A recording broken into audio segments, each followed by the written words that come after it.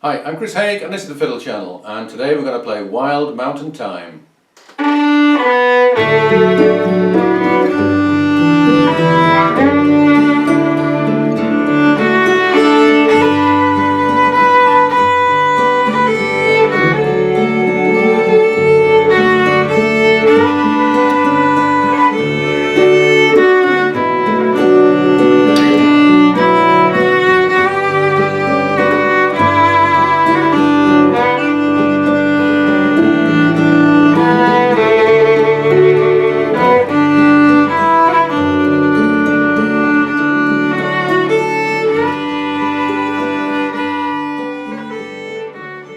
This tune was a request from Hazel, and she asked for it quite a while ago, so thank you for waiting, Hazel. Hope it's worth it. There's lots of interesting questions to answer about this song. Is it Irish or is it Scottish? Is it traditional or is it in copyright? Is it in 3/4 or is it in 4/4? And the answer to all of the above is yes, as I will explain. It's generally agreed to have been first put together by Francis McPeake from Belfast. It's also generally agreed to have been based on a Scottish tune called the Braes of Balquhidder. So it has traditional elements to it, but it is in copyright. The lyrics were written by Francis McPeake and first recorded by, I'm not sure if it was either his son or his nephew, also called Francis McPeake, in 1957. They did it in the key of F, and in answer to the question, is it in 3/4 or 4/4, when they did it, it was in neither. They followed the old-fashioned way of singing a song based on how each phrase should be phrased, rather than the idea of writing it down and deciding is it in 3/4 or 4/4. And listen to their original recording and you'll see exactly what I mean. It's generally reckoned now to be in 3/4, but some people do it in 4/4, as I will shortly demonstrate. Is it Irish or Scottish? Well, the McPeakes were a travelling family, and they, I think, probably spent time both in Scotland and in Ireland. They mostly lived in Belfast, but as I say, the tune is based on a Scottish tune, so you can answer that question how you like. I will give you 3 different versions. The first version in the key of D. It was originally in F, but D I think is a much more common key, and I'll also give you in the key of A. And I'll start off with an unornamented version and then an ornamented version. So the very basic version, which I'll do with the chords, goes like this.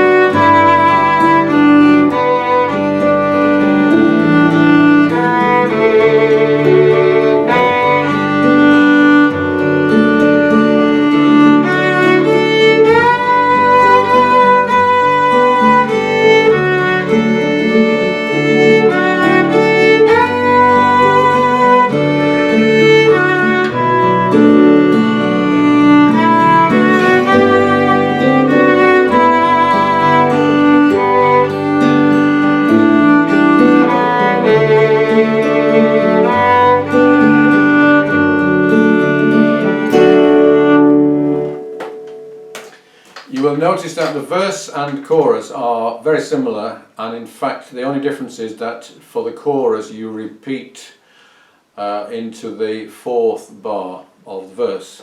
Apart from that it's the same. Some people start the verse differently, so it can be started as the beginning of the verse, and whichever you do, people will recognise that, they will know that it sounds fine. It can be played in 4/4, so it will be something like 1, 2, 3.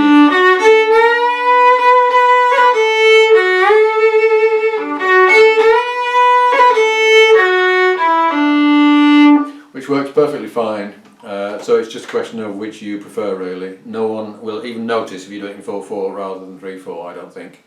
Unless you say to everyone, okay, it's a waltz, get up and dance, and then you play it in 4/4.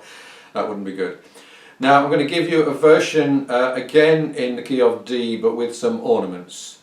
And you can use single cuts and double cuts. So a double cut is 2 ornament notes, usually played above the melody. So could become. So we're flicking on a first and a second finger before the melody note of E. A single cut would be something like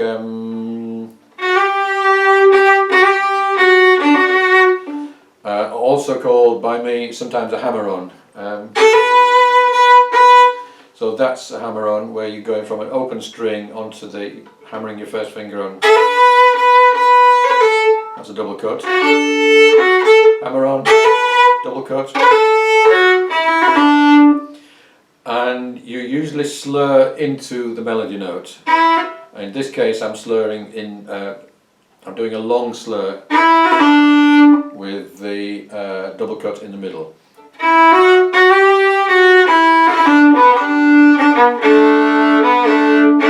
And there's quite a lot of room for drones.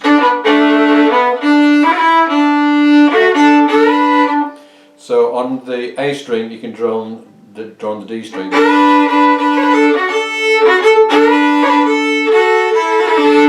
On the D string you can drone the A string.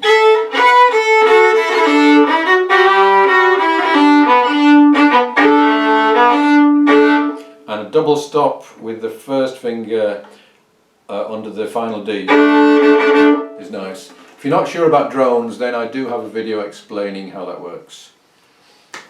So let's go through this version with the ornaments that are written.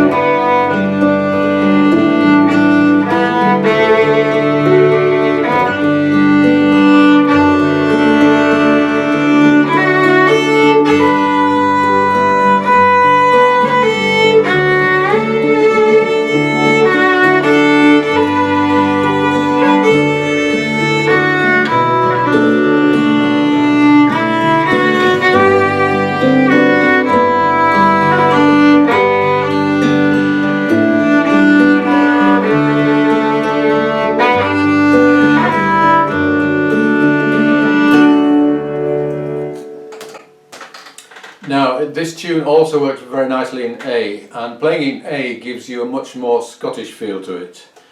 For reasons that are not very obvious, a lot of Scottish tunes are in A, and this is no exception. If you listen to Paul Anderson's version, his versions are always good, and I really enjoy what he does. To give it a more Scottish feel, a little bit of use of the Scotch snap is appropriate. So the phrases such as become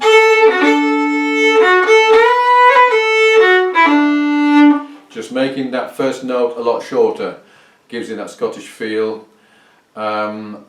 More open string drones, particularly on the higher strings.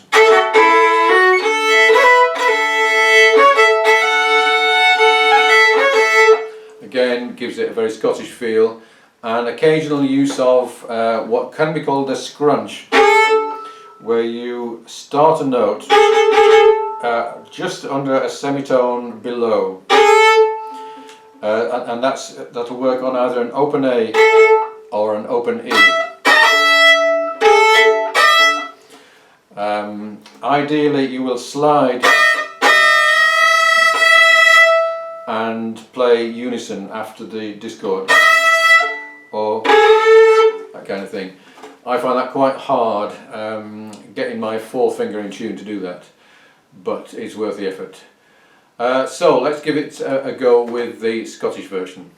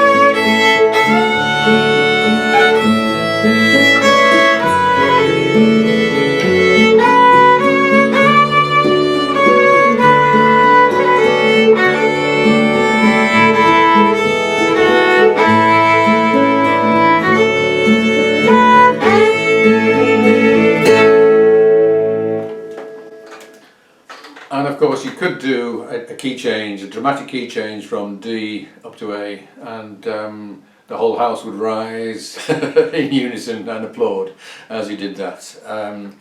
Especially if you have the London Symphony Orchestra playing behind it, but that's maybe not very likely.